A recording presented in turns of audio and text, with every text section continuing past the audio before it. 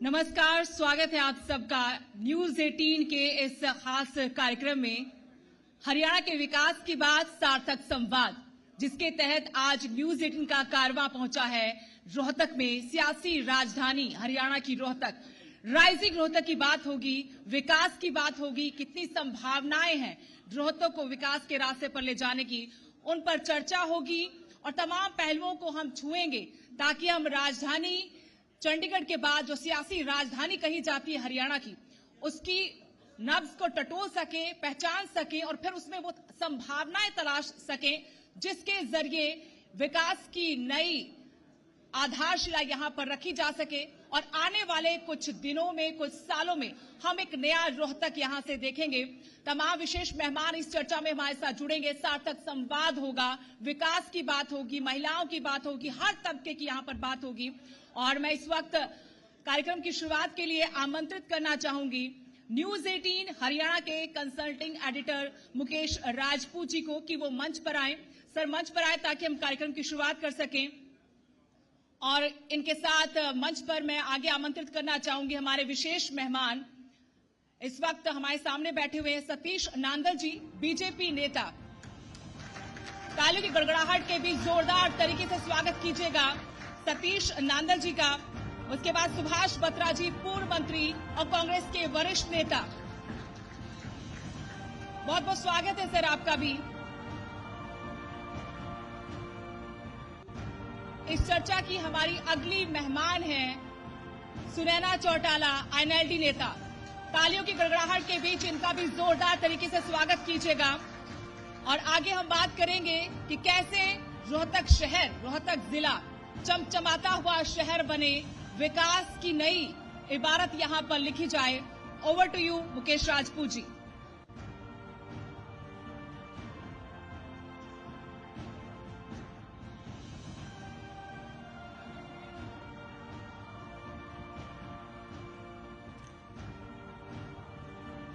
आवाज आ रही है? बहुत बहुत स्वागत है आप सभी का जो मंच पर विराजमान है। नांदल साहब, बत्रा साहब, मैडम चौटाला, सभी हस्ताक्षर हैं आप अपनी अपनी पार्टीज के। और हमारा सौभाग्य है कि राइजिंग रोहतक का आगाज हम आपसे बातचीत करके कर रहे हैं। तो बत्रा साहब, शुरुआत नांदल साहब से करें या मैडम चौटाला से करें? देखो, आज सत्ता में तो माइक ऊपर कीजिए। सत्ता में तो भारतीय जनता पार्टी है, तो आपने शुरुआत तो इन्हीं से करनी चाहिए, फिर हम इनका जवाब देंगे। इनसे तो फिर वो सवाल पूछेंगे ना जो आप उठाएंगे। तो सत्ता पक्ष को तो हम हमेशा लास्ट में मौका देते हैं। हम थोड़े अलग किस्म के जर्नलिस्ट हैं। जी जी जी जी। तो मैडम से शुरुआत करते हैं, लेडीज मैडम फर्स्ट से शुरू जी। कीजिए। मेरी रिक्वेस्ट है, क्योंकि मुझसे बड़े हैं, तो आप इन्हीं से शुरुआत करें तो ज्यादा बेटर है। तो एक ही बात है जी। हाँ जी। तो बत्रा जी से ही जी, करते हैं शुरुआत। बत्रा थैंक यू साहब मैडम, को थैंक यू। जो कांग्रेस की राजनीति है उसका चाणक्य माना जाता है। कांग्रेस में आपस में थोड़ी खींचतान रहती है, बात बने ना बने, लेकिन बत्रा साहब ऐसे हैं कि सभी को संभाल के रखते हैं, चाहे वो हुड्डा साहब हों या पूर्व में कांग्रेस में रही किरण जी हों, कुमारी शैलजा हों, जो भी हों। आपके पास ऐसी कौन सी चीज है कि खींचे चले आते हैं सभी? देखिए, ऐसा है कि कांग्रेस ने इस देश पे 60 साल तक राज किया। कांग्रेस पार्टी एक समुंदर है। तो मैं शुरू से कांग्रेस से जुड़ा हुआ हूं। मैं 17 साल जिला कांग्रेस कमेटी का प्रधान रहा, प्रदेश का डेलीगेट रहा, एआईसीसी का 8 साल तक मेंबर रहा, मंत्री रहा। लेकिन शुरू में मैं चीफ पार्लियामेंट्री सेक्रेटरी रहा। मुझे याद है, मेरे साथ विधानसभा में स्वर्गीय चौधरी बंसीलाल जी मेरे साथ थे। तो वो मेरे से कहा करते थे कि बत्रा, सीपीएस का मतलब क्या है? मैंने कहा, सर आप इतने सीनियर लीडर हो तो आप मुझे बताइए, मुझे गाइड कीजिए कि चीफ पार्लियामेंट्री सेक्रेटरी का रोल क्या होता है। तो उन्होंने कहा मेरे से कि चीफ पार्लियामेंट्री सेक्रेटरी का रोल होता है टू कोऑर्डिनेट, समन्वय, अपोजिशन से भी, रूलिंग पार्टी से भी और अपनी पार्टी में भी। इसलिए तो उसको चीफ विप का भी रोल दिया जाता है। तो इसलिए ये मेरा सौभाग्य है।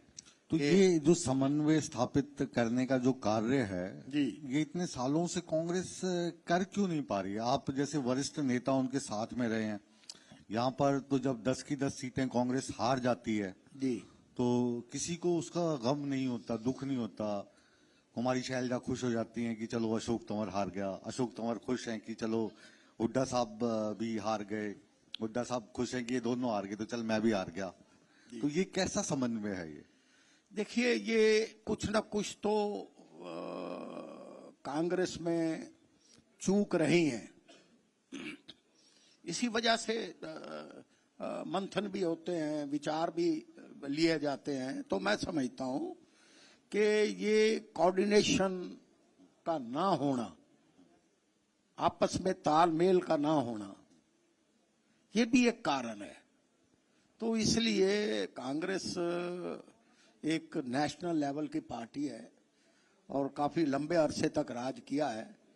तो मैं तो यही कह सकता हूं कि let's hope for the best. अभी चुनाव जुम्मा जुम्मा खत्म हुए जी। हैं और कांग्रेस के लोग, मीडिया, सर्वेज जो आ रहे थे वो बता रहे थे कि इस बार कांग्रेस की सरकार बन जाएगी। भूपेंद्र सिंह हुड्डा हो, दीपेंद्र हुड्डा हो, कुमारी शैलजा हो, जी, रणदीप सुरजेवाला हो, सब मुख्यमंत्री बनने के लिए तैयार थे। ऑफिसर्स को भी फोन कर देते थे कि थोड़ा 8 तारीख के बाद ही देखना, जो भी जी, कुछ जी, करना होगा बाकी हम बताएंगे। जी। तो ऑफिसर्स भी उनके यहाँ पे आने जाने लग गए थे। अब चुनाव का रिजल्ट आया, पूरा का पूरा ठीक रहा, ईवीएम पर फोड़ रहे हैं आप।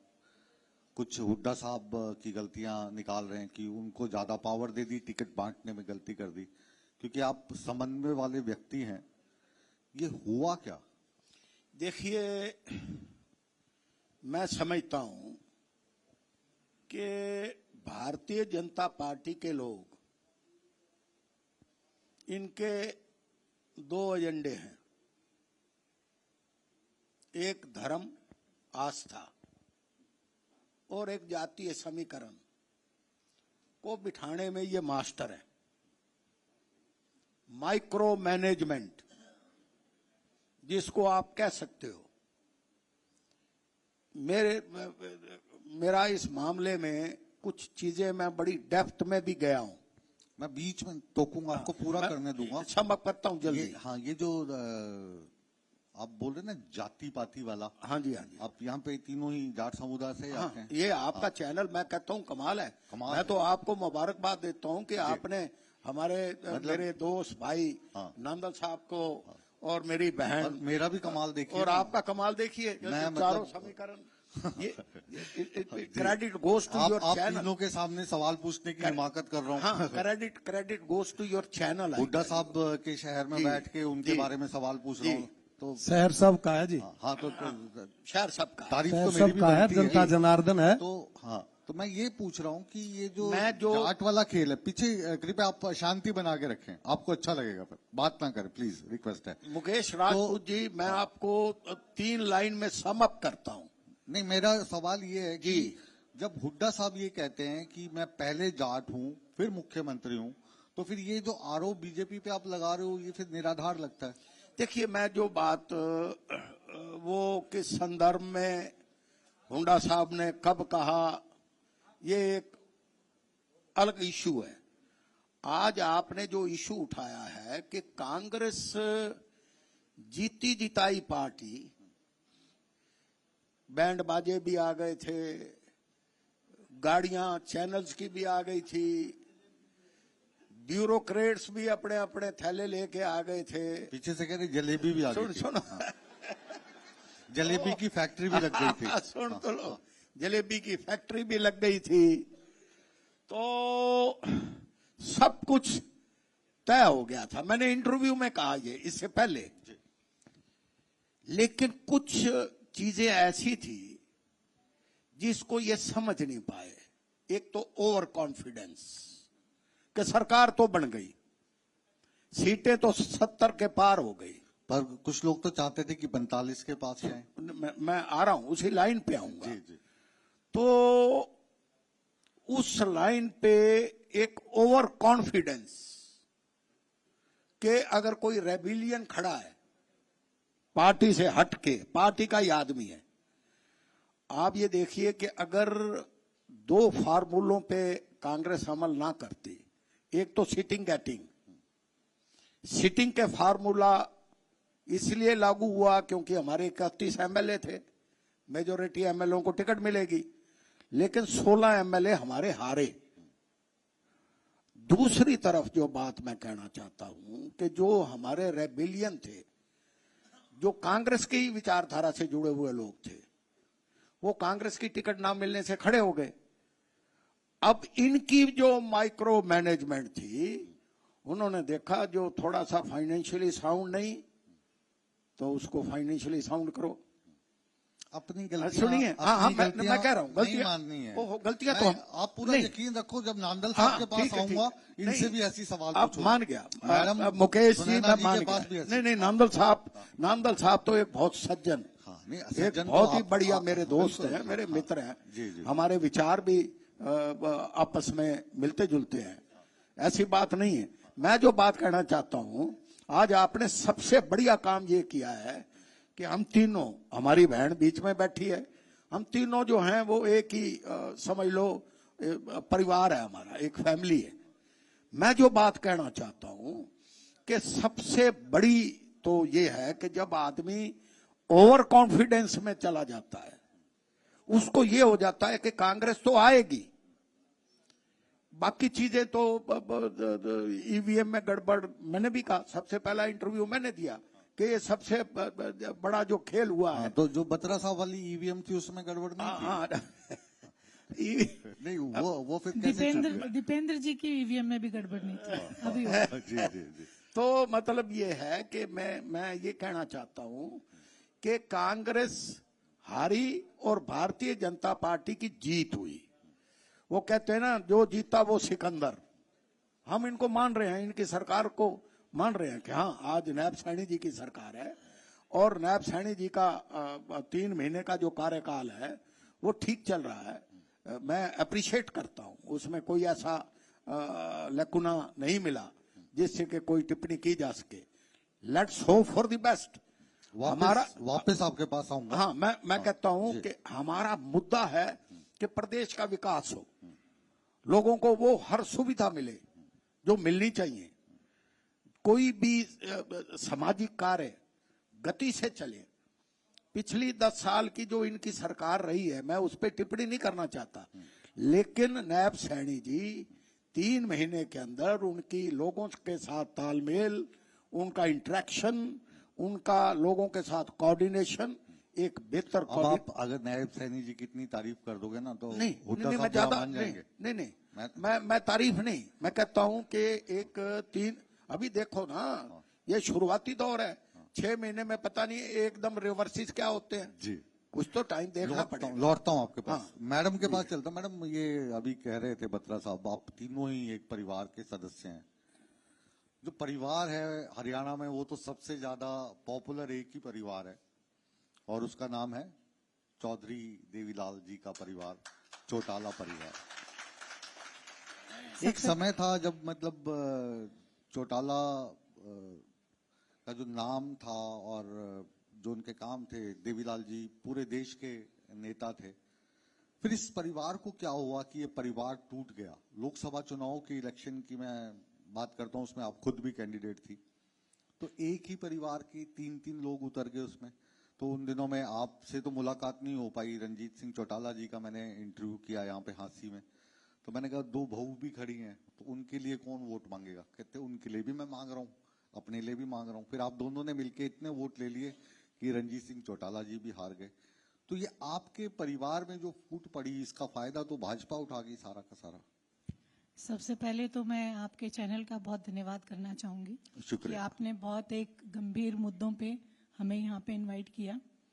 वहीं साथ इसके लिए भी आपका बहुत शुक्रिया, पूरे हरियाणा प्रदेश का धन्यवाद कि एक विशेष दर्जा जो चौटाला परिवार को जनता ने दिया, उसके लिए मैं पूरे हरियाणा प्रदेश का धन्यवाद करना चाहूंगी। वहीं अब आप बत्रा जी की बात के ऊपर मुझसे पूछ रहे थे, तो मैं उसका जवाब जरूर देना चाहूंगी कि बत्रा जी ने स्टार्टिंग में एक बात कही कि कांग्रेस एक समुद्र है, लेकिन साथ ही साथ एक बात भूल गए कि हरियाणा कांग्रेस में उस समुद्र में एक मगरमच्छ भी है, जो छोटी मछलियों को निगलते चले जा रहे थे निरंतर, लेकिन जो कांग्रेस हाईकमान है उस तरफ ध्यान नहीं दे पा रही थी। और मौजूदा जो इलेक्शंस थे उसमें न केवल अपनी पार्टी बल्कि पूरे हरियाणा प्रदेश का एक बहुत बड़ा जो नुकसान करके गए, वो वही जो मैं कह रही हूं आपको, वही मगरमच्छ जो रहे वो करके गए। नाम याद नहीं है क्या? नहीं जी, मैं इस चीज में बिलीव नहीं करती कि मैं नाम ना लूं। आदरणीय भूपेंद्र सिंह जी हुड्डा के लिए ही मैं ये बात कह रही हूं, जिन्होंने निरंतर इल्जाम लगाए इंडियन नेशनल लोकदल के ऊपर। साहब के बहुत सपोर्टर बैठे हैं यहाँ पे। नहीं जी, बिल्कुल नहीं, थोड़ा ध्यान होने रखना भी चाहिए। जी। नहीं, सपोर्टर जरूर हैं, लेकिन कहीं ना कहीं आज आप अगर हरियाणा प्रदेश में जाएंगे एक वोटर के पास, तो वो वोटर आपको खुल के बताएगा। मैं कल ही कई गांवों में जाके आई हूं, तो उन्होंने मुझे बड़े खुल के बताया कि हम तो जी ठगे गए, हमें ठग लिया गया। क्योंकि इंडियन नेशनल लोकदल के ऊपर हुड्डा साहब ने हमेशा एक इल्जाम लगाया कि वो भारतीय जनता पार्टी की बी टीम है, और हमेशा हम लोग हर जगह ये कहते रहे कि हम नहीं हैं और ये बी टीम आप लोगों को जल्द पता चल जाएगा कौन है। जैसे ही नतीजे वाले दिन 11:30 बजे, जैसे कि आपने बताया, जलेबियां भी तैयार थी, कैबिनेट पद भी बांटे जा चुके थे, और बहुत सारे जो ऐसे भी कैंडिडेट्स थे।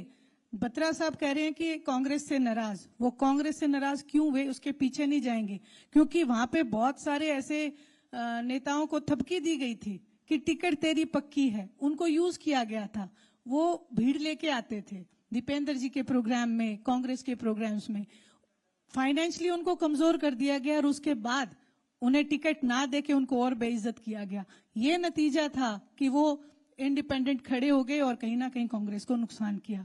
वहीं एक चीज मैं आप सब लोगों के बीच में, आज सारे लोग भी बैठे हैं, आप भी बैठे हैं, एक चीज आपने जरूर गौर की होगी कि इलेक्शन के दौरान जो क्वेश्चन आपने किया कि इंडियन नेशनल लोकदल में भी खड़ी हुई थी, और हार का एक कारण भी जो होता है, वहीं मैं आपको बताना चाहूंगी कि जब जिस दौरान इलेक्शंस थे उस दौरान एक लाइन हमने पढ़ी थी, जब राव दान सिंह जी पे और सब पे एक ईडी के छापे पड़ रहे थे, उसी दौरान एक लाइन और आने लगी थी कि जल्द ही ईडी पहुंच सकती है भूपेंद्र सिंह जी हुड्डा के घर। वो लाइन हमने 3 दिन देखी, 3 दिन हमने नोटिस की, चौथे दिन वो लाइन गायब हो गई। उस दिन जब जिस भी पार्टी कार्यकर्ता से बात हो रही थी, मैं आपको वैसे बता रही हूं, वो कह रहे जी अब तो कांग्रेस को बेचिया है हुड्डा जी, क्योंकि वो लाइन चौथे दिन गायब हो गई थी। वो ईडी का जो खौफ था। आपके तो जो सामने खड़े थे जेपी जी, जो खुद देवीलाल जी के शिष्य अपने आप को बताते हैं, तो वो शिष्य हार गए, जीत गए। पूरा जो परिवार के 3 मैं विधानसभा चुनाव की बात कर रही थी। आप लोकसभा की बात करें तो उसके ऊपर भी मैं आपको जवाब देती हूँ, वहां भी आपको मैं कारण बताती हूँ। सबसे पहले तो पारिवारिक ये सदस्य जो बैठे हैं, ये भी हमारे ही परिवार से जो आए हैं। पूरे हरियाणा प्रदेश की राजनीति में आपको चौधरी देवीलाल जी का परिवार दिखेगा जरूर। और जो आपने कहा लोकसभा चुनाव में जयप्रकाश जी जीते और कांग्रेस पार्टी ने अच्छी लीड ली, उसका एक रीजन है जी, वहां पे भी धोखा हुआ था। आपने देखा होगा 1 साल तक किसान आंदोलन चला। इस बार इनेलो के पास मौका था, क्योंकि जो दुष्यंत और दिग्विजय भाजपा के साथ चले गए थे, तो उस समय तो वो अच्छी बात लग रही थी, लेकिन बाद में वो नेगेटिव पॉइंट था। तो इस बार लग रहा था कि सरकार चाहे कांग्रेस की बने या भाजपा की, इनेलो के अभय सिंह जी उप मुख्यमंत्री तो बनेंगे ही बनेंगे। लेकिन देखिए जी, ये एक पब्लिक की धारणा थी, उसका मैं सम्मान करती हूँ, और जो पब्लिक ने निर्णय दिया उसका भी मैं सम्मान करती हूँ। जो उन्होंने मैंडेट दिया है वो कहीं ना कहीं पब्लिक का मैंडेट है, उसका बहुत मैं सम्मान करती हूँ। लेकिन जो हार के कारण आपने मुझसे लोकसभा में पूछे, मैं उसी पे वापस आऊंगी कि जो किसान आंदोलन 1 साल तक चला और जिसमें एकमात्र अभय सिंह जी चौटाला ने पूरे इंडिया में एक इस्तीफा हुआ, उसको देखते हुए जब हर एक किसान ये बात कहने लग गया था कि अभय सिंह ने चौधरी देवीलाल जी की साख को रखा है जी, तो उस समय जो कांग्रेस के शीर्ष नेतृत्व, उन्होंने जितने भी किसान शीर्ष नेता थे, मैं नेताओं की बात कर रही हूँ, किसानों की बात नहीं कर रही हूँ। जो नेतृत्व था उनको कहीं ना कहीं बरगलाया, उनको एक लालच दिया कि विधानसभा में आपको 20 से 22 टिकटें जो हैं हम विधानसभा में आपको देंगे। और जो किसान जो नेता थे उन्होंने एक बात को मैनिपुलेट किया, एक बात को लोगों के दिमाग तक पहुंचाने का काम किया। वो ये कहीं ना कहीं हर जगह एक बात कहने लगे कि अगर बीजेपी को हराना है तो कांग्रेस को वोट दो, जबकि आम वोटर इस बात को नहीं समझ पाया, क्योंकि इंडियन नेशनल लोकदल को कंसीडर नहीं कर रहे थे। क्यों नहीं कर रहे थे? क्योंकि विघटन हुआ, विघटन के बाद जब हम चल रहे हैं, अभी एक मकान आप सोचो गिर गया, उसको एक नए सिरे से कंस्ट्रक्ट करना उसमें समय लगता है। और दीवार क्या गिरी मेरे मकान की, लोगों ने मेरे घर से रास्ता बना लिया। वापस लौटूंगा आपके जी। पास, क्योंकि सबसे मेरा ज्यादा अभी बस मेरा एक पॉइंट, सबसे ज्यादा मेरा एक पॉइंट रह गया। यकीन मानिए सबसे जी। ज्यादा प्यार ना मैं चौटाला परिवार से करता हूं। बहुत बहुत शुक्रिया आपका, ठीक है, और लेकिन मैं अपनी बात जरूर पूरी करना वापस चाहूंगी। आऊंगा आपके पास। नांदल साहब के पास चलते हैं। मैडम सत्ता में है, मैं बात भूल जाऊंगा इनका। एक देखो, सेकंड, हाँ। एक सेकंड जी। मेरी बहन ने ये सारा घूम फिर के हाँ। फोकस चौधरी भूपेंद्र सिंह हुड्डा पे रखा। हाँ। मैं ये कहना चाहता हूं, क्या अगर फिर भूपेंद्र सिंह हुड्डा ने ही आपके परिवार के अंदर जो गड़बड़ हुई वो भी भूपेंद्र हुड्डा ने करवाई? नहीं जी, मैं राजनीतिक बात कर रही थी। मैं पारिवारिक बात तो जी परिवार के, आप भी तो हमारा परिवार है। मैं जी जो बात कह रहा हूँ, मैडम मेरे कहने का मतलब ये बत्रा है, साहब जो है ना बीच बीच में चुटकी लेते नहीं, रहते हैं। हाँ। मेरे यही कहने उनकी का खासियत। मतलब ये है कि भारतीय जनता पार्टी को भी भूपेंद्र हुड्डा ने बनवाया, हाँ। आपके परिवार को भी भूपेंद्र हुड्डा ने बिगड़वाया। नहीं जी नहीं, मैंने तो ये बात इसका कही नहीं। मतलब ये हुआ कि वो तो बहुत पावरफुल आदमी है। हाँ, लेकिन अभी इतने पावरफुल नहीं वो रहे तो- कि वो उनको तो- वो तो- उनको जो सुनो, उनकी पार्टी है। आज सीएलपी का लीडर ही इज फंक्शनिंग, सुनो, एज ए सीएलपी लीडर। कहाँ है? लेकिन कहाँ देखो, वो तो आप बना ही नहीं पाए ना जी, झारखंड लेकिन- की हार से भी नहीं। फंक्शनिंग कैसे होती है जी? लेकिन नहीं, आज बत्रा आज कोई है ही नहीं। आज इनके पास इशू नहीं जी, और नहीं। कोई है ही नहीं। चलो यही नहीं जी, सुबह सबसे बड़ा उठते इशू हैं- है हरियाणा नांदल प्रदेश साहब एक के सुबह साथ धोखा उठते हुआ हैं, है। एक दौर जो पूरा है सुनिए। बातचीत का खत्म कर दे, उसके बाद हम सुबह आप बहस भी कर लीजिएगा सुबह आपस में। उठोगे- नांदल साहब के पास एक मिनट बत्रा जी। साहब, गुजारिश है आपसे। नांदल साहब, भारतीय जनता पार्टी की ये जो सरकार बनी, आप कहिए कि सच कहिए कि जो कुछ कहूंगा सच कहूंगा, सच के सिवा कुछ नहीं कहूंगा, क्या आपको यकीन था कि बनेगी? पहले तो आपका बहुत बहुत धन्यवाद, चैनल का धन्यवाद कि हमें इस कार्यक्रम में शामिल करने का आपने मौका दिया। और जितने अपने सामने वरिष्ठ साथी बैठे, हमारी बेटियां बैठी हैं, इनका भी धन्यवाद करना चाहूंगा। और जैसा कि बत्रा जी भी बता रहे थे, जो बात भूपेंद्र हुड्डा की है और जो जनता समझती हुई जानती, वो मेरे भाई ने सारी की सारी बता दी कि ढोल नगाड़े भी आ गए थे, रथ भी आ गए थे और कॉन्फिडेंस थे। आपने भी लड्डू का घमंड आ ऑर्डर गया दिया था, था। आपने दिया था लड्डू का ऑर्डर की सरकार बनेगी। घमंड भी आ गया था। हम तो एक सिस्टम के आदमी हैं, ये चीजें बनने के बाद होती हैं और उसके बाद आपने भी खाए, पूरे प्रदेश ने खाए, सरकार भी बन गई। सुनैना जी भी इसी बात की चर्चा कर रहे थे भूपेंद्र हुड्डा जी के बारे में, और उससे पहले बत्रा जी ने भी सारी बातें भूपेंद्र हुड्डा जी के बारे में कही, और ये 100% सत्य है जो इन्होंने कहा है। इस एक आदमी ने पूरे हरियाणा प्रदेश को, पीछे जो मुख्यमंत्री थे, बरगलाने का, बहकाने का और बर्बाद करने का काम किया। अब जो ये आप बात कह रहे हो कि पीछे कांग्रेस के मंत्री से तात्पर्य आपका? जो मुख्यमंत्री थे, ये भूपेंद्र हुड्डा जी की बात कर रहा हूं मैं। अच्छा। जिस कांग्रेस समय पे वो तो बाद में आऊंगा, हाँ हाँ। कांग्रेस में तो बाद में आऊंगा, क्योंकि यहां प्रॉब्लम एक और है, कांग्रेस का कोई नाम ही नहीं लेता, और वो नाम ना ले लेकर के भूपेंद्र हुड्डा जी को उस पोजीशन में खड़ा कर दिया। बहुत सियाणे है कांग्रेस वाले। मैं थोड़ा सा करेक्ट करना चाहूंगा आपको, क्योंकि भूपेंद्र हुड्डा तो है नहीं, अब मुझे तो उनकी तरफ से बोलना पड़ेगा।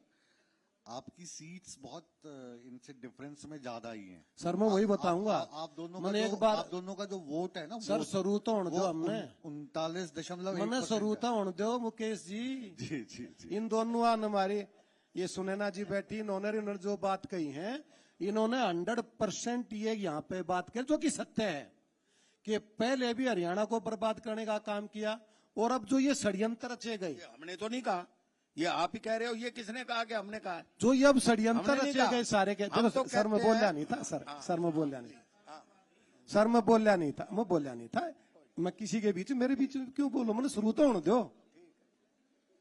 तो जो ये भी क्रियाकलाप भूपेंद्र हुड्डा ने किए, आपने भी बताया, सारी बातें आपने बता दी, उनको ने डिटो कर दिया, सुनैना जी ने भी डिटो कर दिया, और ये हकीकत भी है कि उस आदमी ने अपने से ऊपर किसी को नहीं समझा। और जहां तक हरियाणा प्रदेश में इलेक्शन के टाइम की बात थी, सीटों के मार्जिन की बात थी, मेरे पास पार्टी की तरफ से 11 सीटों की जिम्मेवारी थी, मैं प्रभारी था।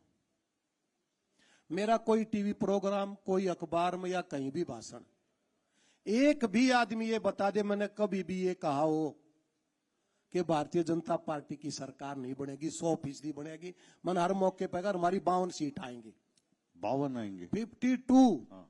ये मतलब आंकड़ा आपने हर किसी स्टेज पे आंकड़े पे अपनी गिन के नहीं, ये सर्वे करके सारा का सारा। पंडित से पूछा था। पंडित से पूछने की आवश्यकता नहीं होती राजनीति में। राजनीति में जनता जनार्दन के बीच में जाने की बात होती है, और हम जनता के बीच में रहे, जनता के काम किए। जब आप ये बोलते थे कि इस बार 52 सीटें आएंगी, तो जनता ये नहीं बोलती थी अब की बार जनता 70 ये बार? कहती थी कि 100% आएंगी, हाँ। सरकार 100% बनेगी। लेकिन कुछ आदमी जो यहाँ के हरियाणा प्रदेश के इस एरिया के जो आदमी थे, कि हरियाणा प्रदेश की जो राजनीति पहले इसने चलाई, वो नौकरियों में पैसे खाने में और ट्रांसफरों में पैसे खाने में।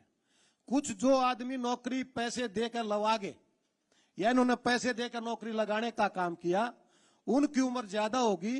अब उनके बच्चे इसी चक्कर में हर गांव में भूपेंद्र हुड्डा के साथ 5-5, 10-10, 15-15 वो बच्चे थे जो स्कॉर्पियो काले रंग की काली सिंचाई गाड़ी लेकर घूमते घूमते इस चक्कर में रहा करते कि इब के नगर यो तुक्का लाग गया, पहले बाबू चाचा ने यो काम करा था, इब हम यो काम करांगे। लेकिन भारतीय जनता पार्टी ने, माननीय पूर्व मुख्यमंत्री मनोहर लाल जी ने, ना खर्ची ना पर्ची, ट्रांसफर में पारदर्शिता और नौकरियां में पारदर्शिता, इस मुकाम पर हरियाणा प्रदेश को युवाओं को लाके खड़ा कर दिया कि जिसका बच्चा पढ़ेगा उसका बच्चा बढ़ेगा। पंचकुला में अधिकारी के पास, सुनिए, उसी क्रिया में सारी की सारी बात जब ये चली, तो लोगों को पूर्ण इस बात का विश्वास था कि कांग्रेस का अगर कहीं बाई चांस गलती से कोई तुक्का लग गया, हरियाणा प्रदेश के युवाओं को बर्बाद करने का काम ये कांग्रेस पार्टी कर देगी। ये सोच के मेरी बात, इनको पूरा टाइम दिया तो मैं बीच में आप ही से सवाल पूछ रहा हूँ, आप ही से जवाब। सर मैंने शुरू हुआ हूं तो मैंने थोड़ा और गर्म भी हो लेने दिया, फिर तो पूछ लिया। अब तो गाड़ी मैं आपको छोटा सा उदाहरण दे रहा हूं, बड़ा कमाल की बात है।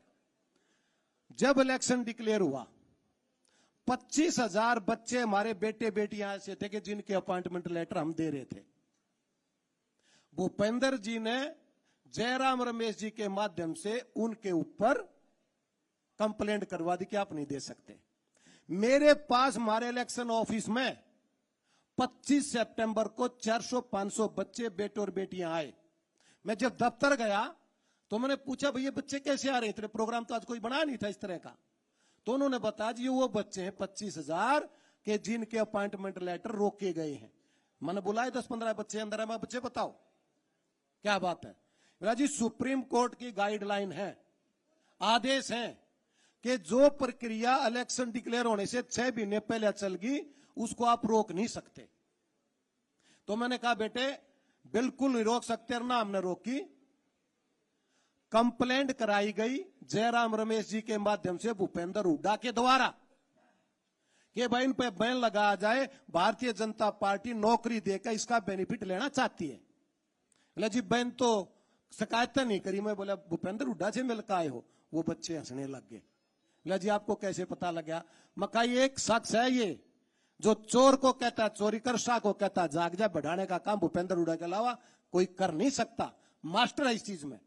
तो मैंने बच्चों को एक ही बात कही थी कि आपके अपॉइंटमेंट लेटर तैयार हैं, आप शिकायत उठवाइए जयराम रमेश जी से, 1 घंटे के अंदर अपॉइंटमेंट लेटर हरियाणा सरकार माननीय मुख्यमंत्री नायब सिंह जी आपके हाथ में देने का काम करेंगे, मैं गारंटी देता हूं। हरियाणा प्रदेश बेरोजगारी में और अगर नहीं है और अगर नहीं देंगे, नंबर 1 पे है अगर बेरोजगारी अब में नहीं हरियाणा थी प्रदेश। तो 8 तारीख मैं को हमारी नांदल साहब को करेक्ट करना चाहती 8 हूँ। तारीख को हरियाणा प्रदेश बेरोजगारी में नंबर 1 पे है। और पंचकुला में जो अधिकारी जो सूटकेस के साथ पकड़े गए वो भी क्या भूपेंद्र सिंह जी हुड्डा दे के आए थे? जी चलिए, एक सवाल चलो, मेरा सवाल आपसे ये है कि इस बार जो भारतीय जनता पार्टी की सरकार बनी, आप इसी चीज को सबसे ज्यादा भुना रहे थे कि बिना पर्ची खर्ची के नौकरी वाली सरकार, तो ये वाला फॉर्मूला ज्यादा काम आया या जो कांग्रेस वाले थे वो ओवर कॉन्फिडेंट हो गए, आपस में एक दूसरे की टांग खिंचाई करने लगे? और इनेलो जो पार्टी है ईडी का डर, उसका भी पिछले चुनाव के दौरान दो फाड़ हो गई, तो जो दुष्यंत चौटाला, दिग्विजय चौटाला, इनके वोट कट गए, इनको खड़ा होने का उतना टाइम नहीं मिला। तो श्रेय आप अपनी मेहनत को देते हैं या जो इन पार्टी में आंतरिक कलेश रहा उसको? ना तो हमने इस बात से कोई सरोकार था, ना आज सरोकार है। कौन और कॉन्फिडेंट था कांग्रेस में, किसने क्या किया, या किस पार्टी में टूट होगी, किस पार्टी ने दूसरी ने क्या किया, हमें से कोई सरोकार नहीं। जनता के काम किए 10 साल, ना खर्ची ना पर्ची नौकरी वाली बात, आयुष्मान कार्ड वाली बात, जनता के मान सम्मान की बात, उस एजेंडे को लेकर संकल्प पत्र को लेकर जनता जनार्दन के बीच में गए थे। और जनता जनार्दन ने हाथों हाथ आशीर्वाद भी दिया। एरिया वाइज राजनीति चलती है और एरिया वाइज राजनीति चल के कहीं से कोई जीत होती है, कभी कहीं से हार होती है, लेकिन पूरे हरियाणा प्रदेश में कोई भी असेंबली ऐसी नहीं थी कि जिसमें किसी भी प्रकार की कोई दूसरी बात हो। इलेक्शन बढ़िया लड़ा गया, अपने एजेंडे पे इलेक्शन लड़ा गया, हमारे संकल्प पत्र के ऊपर इलेक्शन लड़ा गया, सारे जनता जनार्दन का काम किया, मान सम्मान किया। इन चीजों के ऊपर हमने दूसरी पार्टियों से कोई सरोकार नहीं था, ना स्टेज पे बोलने का, ना दूसरे काम। हमने अपना काम किया, 10 साल जो जनता की सेवा की, जनता ने हमें आशीर्वाद दिया। जी बत्रा साहब, आपके पास मैं आ रहा हूँ। अब दिल्ली में चुनाव चल रहे हैं, उससे पहले हरियाणा में चुनाव थे, और उससे पहले मैं आप ही से सवाल कर रहा हूं। लोकसभा के चुनाव में जो इंडिया गठबंधन है वो साथ था, लेकिन हरियाणा में लगा कि कांग्रेस स्ट्रांग है तो आपने केजरीवाल साहब की पार्टी से किनारा कर लिया। अब दिल्ली में उनको लग रहा है कि वहां में आम आदमी पार्टी स्ट्रांग है तो उन्होंने आपसे किनारा कर लिया। अगर मिलके लड़ते 5-7 सीट उनको दे देते तो इतना सही डिफरेंस था? वो मैं एक बात कहना चाहता हूं, इन्होंने बड़ा जोशीला, क्योंकि शुरू में ये इनेलो में सारी उम्र रहे हैं, बिल्कुल 100%। मैं जो बात, मुझे कोई डाउट नहीं, 1% भी। मैं आप में बीच में तो नहीं बोला, मुझे जरा बोलने दो। आपको इनेलो वालों ने घेर रखा है दोनों साइड से। ये इनकी शैली है। मैं जो बात कहना चाहता हूं, आज अगर वोटिंग परसेंटेज को देखो तो हम कांग्रेस पार्टी को 39.4 और भारतीय जनता पार्टी को 39.9, इतना ही डिफरेंस रहा है। आप वो मैंने कहा, ये तो आंकड़ों की बात है, ये तो आंकड़ों की बात है। रही बात, इन्होंने बड़ा जोर दिया पर्ची खर्ची। जो 10 साल में भ्रष्टाचार जिस चरम सीमा पे इस चीज में एक भी काउंट कराओ, एक भी बताओ। मैं बताऊंगा। कांग्रेस के तो इतनी बड़ी फैरियत है, कांग्रेस इतनी बड़ी लिस्ट है, एक भी भ्रष्टाचार बताओ। कांग्रेस के राज में पीएन को, कलरकों को, जेईओ को परेशान एक इंसानी फितरत है। सुन लो, प्लीज।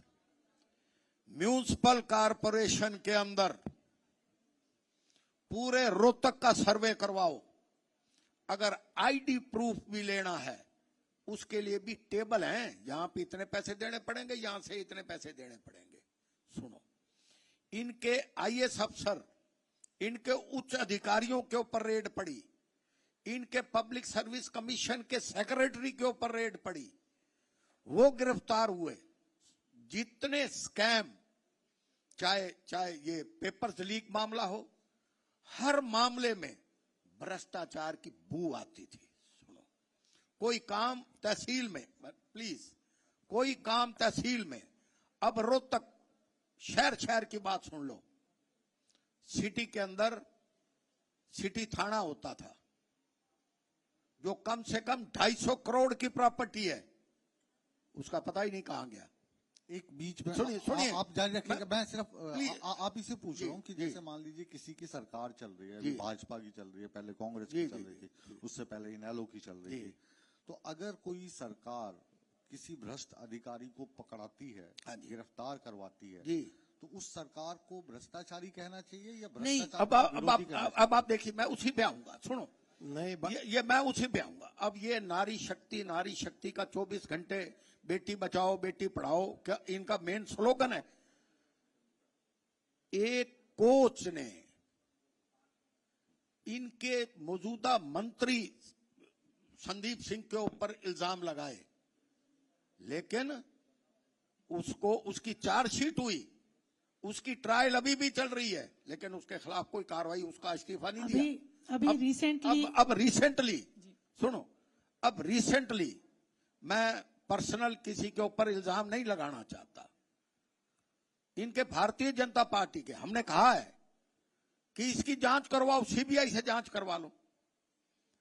एक लेडी बुरी तरह से रो रही है और वो कह रही है, और प्रूफ भी मिले हैं कि कसौली के अंदर ये रुके हैं, लेकिन मैं किसी का नाम नहीं लेना चाहता। मैं ये कहना चाहता हूं, वो कहते हैं ना एक वक्त पिक्चर के अंदर किसी शीशे के महल पे रहने वाले दूसरों पे पत्थर मारना ठीक नहीं है। आप पहले अपने गिरबान को झांक के देखो कि आप कितने खरे हो, और फर्क कितना पड़ा है, 39.4 और 39.9। अगर रोहतक के विकास की बात करो तो मैं तो इतना डाटा लेके आया हूं, कोई काम ऐसा नहीं जो इनके कांग्रेस तो के राज में ना मुख्यमंत्री हुआ। रोहतक के मुख्यमंत्री थे ना, जब भूपेंद्र सिंह जी हुड्डा तो रोहतक के मुख्यमंत्री थे, हाँ, रोहतक- हरियाणा के सर नहीं। ने एक मुख्यमंत्री थे, मुख्यमंत्री तो चलो उन्होंने तो चौमुखी पूरे प्रदेश में विकास करवाया। मैं गिना सकता हूँ, हर स्टेट के अंदर, हर जिले के अंदर विकास करना। चलो अब मेरी बहन बोलना चाहती है, मैं बीच में इंटरप्ट नहीं एक करना। अच्छा शेर सुना रहा हूँ आपको, जी। जो आपने बात कही उसी को आगे बढ़ा रहा हूँ। इन्होंने कहा कि जिनके घर शीशे के हों उनको दूसरों पे पत्थर नहीं मारना चाहिए, और लाइट जला के कपड़े भी नहीं बदलने चाहिए। लाइट जला के कपड़े नहीं बदलते। तो एक इसी से मिलता जुलता शेर है कि प्यार का जज्बा नया रंग दिखा देता है, जी प्यार का जज्बा नया रंग दिखा देता है, अजनबी चेहरों को महबूब बना देता है। अपने चेहरे तो के शायर भी हैं। अपने चेहरे के किसे दाग दिखाई देते हैं, वक्त हर शख्स को आईना दिखा देता है।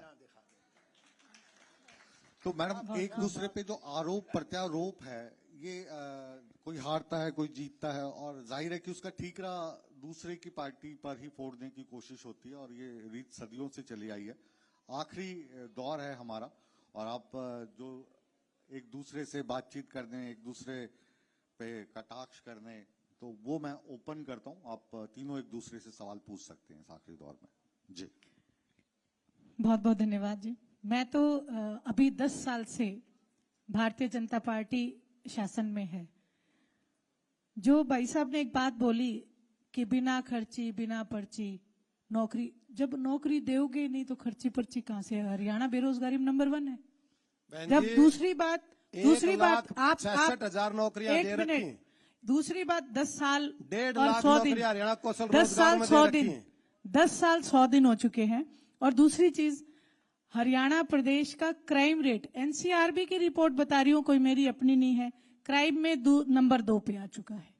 10 साल में इतना क्राइम जो है हमारा रेट बढ़ गया, बेरोजगारी बढ़ गई। और दूसरा, महिलाओं के लिए बेटी बचाओ बेटी पढ़ाओ। मेरा सवाल है कि बेटियों को पढ़ाने के लिए कितने कॉलेज, कितने पॉलिटेक्निक या क्या चीजें, कितनी यूनिवर्सिटीज डेवलप हुई 10 साल में? बताइए ना। और बेटी बचाओ के नाम पे जंतर मंतर पे हमारी बेटियां धरना देती हैं, खिलाड़ी बेटियां। लेकिन मुद्दा क्या था? Sexual harassment. मैडम, आपसे मुखातिब दूसरी चीज एक और, हाँ, मेरे सभी सवालों का दिक्कत क्या है? इकट्ठा जवाब दे देंगे।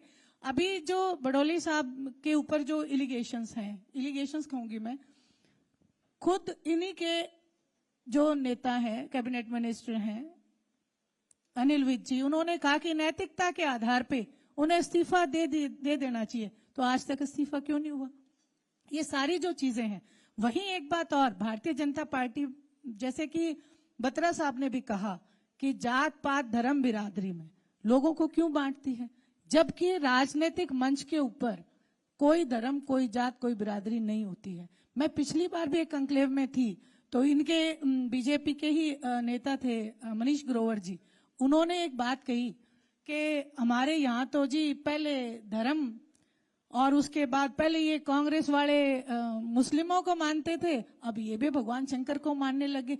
यानी कि धर्म को बीच में लाना कहीं ना कहीं डिवाइड एंड रूल की जो पॉलिसी है, जो अंग्रेजों की पॉलिसी है, वो क्यों है? मैडम जाट वाले मसले पर तो जो अभय चौटाला है ना, उन्होंने भी ये बयान दिया था कि मैं भी पहले जाट हूँ फिर नेता हूँ। हुड्डा साहब भी नहीं, वो एक कम्युनिटी का अगर कोई सेमिनार है तो अगर आपकी कम्युनिटी आपके लिए अगर ब्राह्मण सेमिनार करते हैं तो वैसे तो वो भी कहेंगे कि हम भी ब्राह्मण हैं, वो तो कहना पड़ता है। लेकिन पॉलिटिकल स्टेज पे मैंने कहा एक सामाजिक मैं नहीं मानती, क्योंकि पॉलिटिकल स्टेज के ऊपर कोई जात, कोई धर्म, कोई बिरादरी नहीं होती।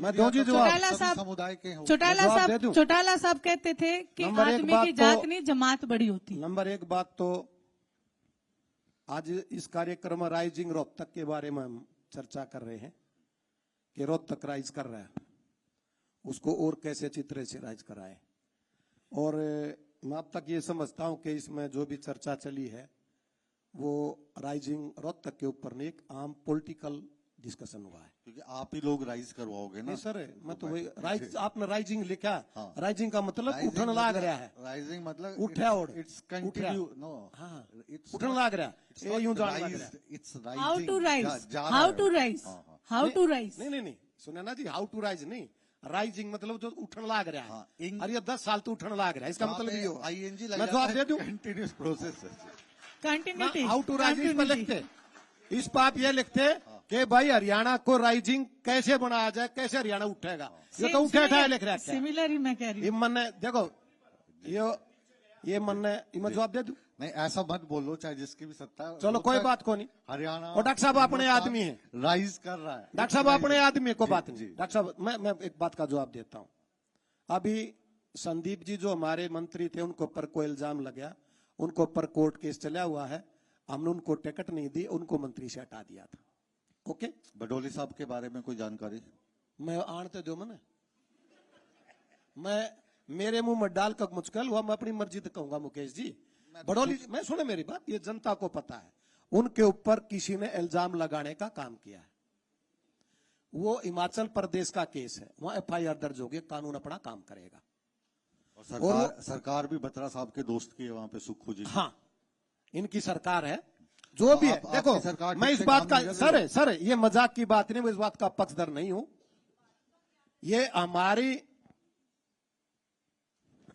मतलब मान सम्मान की बात है, महिला शक्ति के मान सम्मान की बात है। किसी पे इल्जाम लगा और 1.5 साल के बाद लगा है, वहां की सरकार ने एफआईआर दर्ज कर दी है, वो अपने पॉइंट पे सारे उनकी इंक्वायरी कर रही है। जहां तक भारतीय जनता पार्टी का ताल्लुक है या किसी भी पार्टी का ताल्लुक है, वो हमारे जो प्रदेश अध्यक्ष उनका इंडिविजुअल काम है, उसके बारे में सारी प्रक्रिया चल रही है। जो कानून अपना काम करेगा, जिसने कसूर किया है उसके ऊपर कार्रवाई 100% होनी। कोई मोरालिटी नाम की भी तो चीज होगी। ये बात, एक इतने ऊंचे पद पे बैठे, ये बात पेंडिंग इंक्वायरी हमेशा बत्रा साहब, बड़े से बड़े लीडर में सुनिए, जो आप बोल रहे हैं, ये बत्रा जी, ये आपकी वहां की सरकार का मैटर है। ये किसी पे इल्जाम लगा है, छोटा इल्जाम नहीं है, हमारी नारी ये भी शक्ति तो के मान सम्मान की बात है। किस पे लगा है? हाँ तो आप कोई बात नहीं, इल्जाम लगा है, इल्जाम किस पे ये लगा है? सुना ना जी, इल्जाम लगा है, बहुत बड़ी, और हाँ 1.5 जी। साल के बाद इल्जाम लगा है। अगर कोई ऐसी बात है, ये भी नहीं, तो देखने वाली अगर बात है कोई ना। ऐसी बात हो तो नेक्स्ट डे लग जाना चाहिए इसमें था। जो point फिर भी है, हम इस बात के पक्ष धर के कार्रवाई 100% होनी चाहिए अगर कोई गलती है। जो इसमें टाइमलाइन है ना मैडम, वो थोड़ा सवाल तो उठा रही है, क्योंकि 2023 के एफआईआर, फिर मैं वही तो देखिए, मतलब उसकी इंक्वायरी है। देखो मैं भी ये चाहती हूँ, लेकिन और जहाँ आप तक है- एक मोरालिटी, जो एक मॉरल morality के हिसाब रिस्पॉन्सिबिलिटीज से होती है, इस्तीफा दीजिए। वो बात है जो कि अनिल विज जी ने भी बोला है, वो तो कुछ सोच के ही बोला होगा ना। खुद यूनियन जो खुद इनके हाँ। कैबिनेट रैंक के और मंत्री एक चीज, जब जहां तक Second in जांच the की part- बात चलो है, मैं आपकी उन्होंने बात, कहा। मैं दोनों की जहाँ बात तक जांच की हमारे बात है- मंत्री ने बोल दिया, अच्छा बोल दिया ना, आप सेटिस्फाई हैं? बोल दिया, हाँ तो हम तो खुद ही बोल रहे हैं ना जी। थोड़ा ये सा बोल दिया ना जी, थोड़ा सा Implement उन्होंने होना बोल चाहिए। दिया इंक्वायरी चल रही है, उनके Implement ऊपर होना केस, चाहिए। जो उनके ऊपर मंत्री जी ने बोला उनके उस पे ऊपर केस implement दर्ज हुआ होना है। चाहिए। किसी भी भारतीय जनता पार्टी के एक भी आदमी ने खड़ा होकर कोर्ट में बात नहीं करी है, किसी ने भी। जो कानून अपना काम करेगा, चलो, FIR दर्ज नहीं हो, कोई और बात हो तो उस बात के हम जिम्मेवार हैं। कानून अपना FIR काम तो करे, FIR दर्ज हिमाचल होगी। में दर्ज हुई है ना जी। अभी तो यहाँ कैसे दर्ज होगी? आपस- किसी केस पे भाई नहीं वहाँ तो का है। इलीगेशन तो उन पे लगे ना, हाँ, लगे। तो उनकी मॉरल रिस्पॉन्सिबिलिटी क्या वो है जी? मोरल रिस्पॉन्सिबिलिटी एक अलग हाँ तो subject वो है। आपके वो एक अलग बीजेपी subject का हो है। गया, इसलिए अलग उस रिस्पॉन्सिबिलिटी। subject और कोई को- नेता होता उस तो सब्जेक्ट को आप भी समझते हो, ये भी समझते हैं, जनता भी समझते अलग है।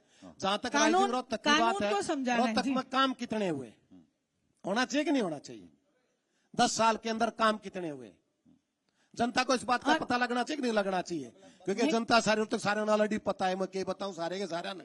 मतलब हुए ये एलिवेटेड रोड के ऊपर से चलते हैं, एक काम ये करो, एलिवेटेड रेलवे ट्रैक के ऊपर से चलते हैं। 10 साल के- रोहतक के अंदर फ्लाईओवर 10 बन साल गए के हैं। टाइम में- रोहतक के चारों तरफ पानी की व्यवस्था। किसने और एक बनवाया? कमाल की बात एक और है, भाई मेरी बात सुन लो, ये मैंने बोलने दो। हाँ बोलो, बीच में ना बोलो, बतरा बोलो, साहब। मैं भी बोलूंगा। हमारी सरकार ने, अच्छा मैं ये कह रहा हूँ आपसे, जी, सर। अब तो आप कह रहे हो कि भारतीय जनता पार्टी ने रोहतक को पूरा एक स्वर्ग बना दिया, और पहले आप ही थे जो कहते थे भूपेंद्र हुड्डा ने सिर्फ रोहतक को ही उठाया, बाकी जगह काम नहीं करते। नहीं बात है? आप मैं बात यही नहीं बात समझे। है। हाँ। मैं उस बात के ऊपर मैं बात कहूंगा, ये सारे मेरे भाई बैठे, पुराने साथी मेरे सारे के सारे बैठे हैं। हाँ। ये जिस एरिया का मुख्यमंत्री होता है, उसकी एक जिम्मेवारी होती है कि सबके काम करने चाहिए, और उस एरिया में ज्यादा अगर काम करें तो उसका तो पता रोहतक तो लगना में- चाहिए। रोहतक शहर के एकला गांव में बदनामी नहीं गए होनी आप? चाहिए।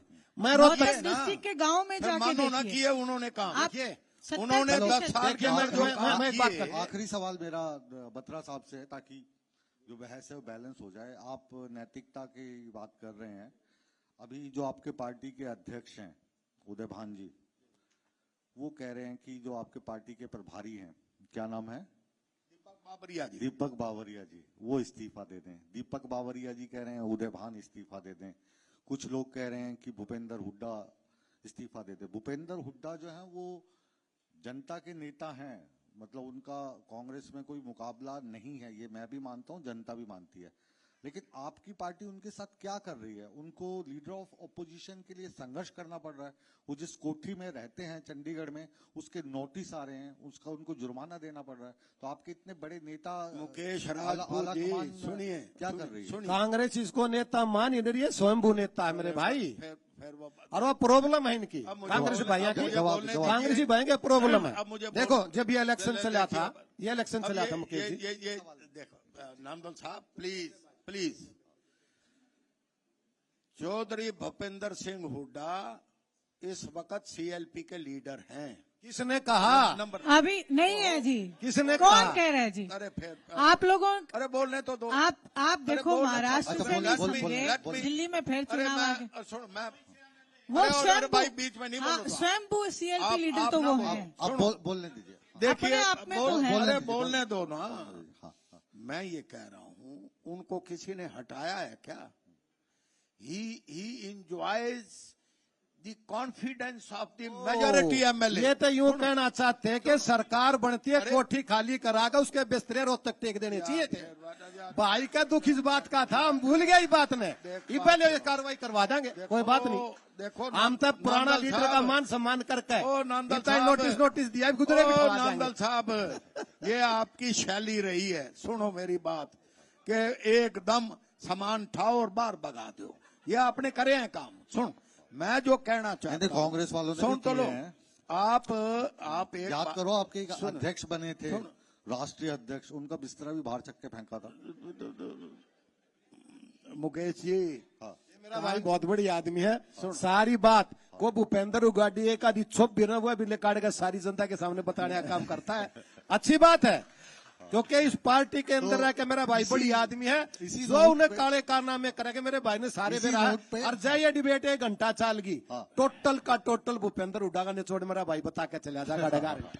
तो 1 घंटा तो हो गया, और मैं चाहता हूं कि इसी हंसी खुशी के साथ आप सबने अपने देखो, बात रखी। सुनो। अब इसको पर्सनल लेवल पे मुकेश ना ले जाते, जी। इसको यहीं पे विराम दे रहे हैं बत्रा साहब। मुकेश मुझे जी, लग रहा है यहाँ पे विराम देना चाहिए। देखो, बहुत बहुत शुक्रिया आपका। आज धन्यवाद जी, धन्यवाद धन्यवाद। आज का इशू ये था, हाँ, मेन एजेंडा ये था कि रोहतक शहर के अंदर आगे विकास की गति कैसे तेजी से बढ़े। हाँ। वो मैं तैयारी करके आया हूँ, सारी मेरे पास है। वो तो हमने आपको वो भाई ने बैठ कर मैं एक दिन बता दूंगा, सारी को करा के बढ़ावांगे। वो तो क्या क्या बत्रा साहब, वो जो मेरा स्टाइल है ना, जैसे बड़े बड़े जो नेता हैं वो अक्सर सवाल मांगते हैं कि सवाल दे दो, तो जो मैं उनको सवाल देता हूँ पूछता थोड़ी ना हूँ। अच्छा, अब 3 लाइन में तीन लाइन। बेरोजगारी में आज हरियाणा नंबर 1, झूठ बात। अच्छा, लॉ एंड ऑर्डर में मैं कहता हूं कि कोई ऐसा दिन नहीं, सफेद झूठ। भ्रष्टाचार में 2 नंबर पे, 2 नंबर पे लॉ एंड ऑर्डर में। तो भाई नांदल साहब ये बैठे हैं मेरे पड़ोस में, ये लड़ाई कभी तो ये आपने ठीक कहा जो आपने सवाल पुट किया कि आप तो हमेशा ये कहते थे कि भाई भूपेंद्र हुड्डा ने सारा डेवलपमेंट का काम रोहतक करवाया है। कौन कहता सभी था? कहते थे। सुनो, ये डॉक्टर नफेला और बैठा है। मैं एक ही बात कहता था कि पूरा ना सुनो भाई, एक मिनट, आधी मिनट लूंगा। पूरा हरियाणा एक बात कहा करता कि भाई रोहतक में काम करवाए भूपेंद्र। हमारा हरियाणा नंबर सर सुनो, हुड्डा जी का सारा हरियाणा करते थे। और रोहतक वाले नंबर 1 पे। ओ भाई एक मिनट सर, तो अब हंसी खुशी इसको समाप्त कर देते हैं। बस एक बात मेरी मैं बात तो कहूंगी, पूरी होने दो, मेरी बात क्या है। सारे आप ये बैठे हैं मेरे भाई, सुनो ना वो जी, एक मिनट। हाँ जी, सारा हरियाणा कहा करता जब वो मुख्यमंत्री के भाई रोहतक में काम कराए, रोहतक वाले ने कहा करते कलोई हल्के में कराए, कलोई हल्के वाले जिले वाले कहा करते कलोई में कराए, और कलोई वाले कहा करते अकूडा भाइयों के कराए, और सांगी के अंदर बहुत शुक्रिया। सांगी के अंदर हमारी माताएं बहनें मेरी एक 5-2 किलोमीटर तो पानी लेकर आ करते। एक सेकंड, एक सेकंड, बहुत शुक्रिया। एक सेकंड। धन्यवाद जी, बहुत बहुत असल में धन्यवाद। रोहतक में काम ना करा के हुड्डा साहब ने वाड्रा जी के काम कराए। ठीक है, दूसरी बात आइए, एक और मंच मैं पे कहूंगी, आपको एक-एक समिति एक और मैं चुनावी कहूंगी बहुत शुक्रिया। कि जो मैंने बात बोली, देखिए जोरदार तालियां, इससे अच्छी डिबेट आपके शहर में और क्या होगी जब आपके तमाम मेहमान यहीं स्टेज पे बने रहेंगे, VC साहब तमाम भी मेहमान हमारे यहाँ पे समक्ष स्टेज आ पर गए। बने रहेंगे। देखिए ये सियासी बयानबाजी और इसका सिलसिला तो थमेगा ही नहीं। 1 घंटे से ज्यादा का वक्त हुआ लेकिन बिल्कुल पता नहीं चला, इतनी अच्छी बातचीत हुई। और हम सभी चाहते हैं कि हरियाणा बढ़े और हरियाणा तरक्की करे, डेवलपमेंट करे और आगे बढ़े। जोरदार तालियों के साथ इन तमाम मेहमानों का स्वागत कीजिए। और स्टेज पर मैं इन्वाइट करना चाहूंगा हमारे जो मेहमान हैं आज के, उन्हें सम्मानित किया जाए।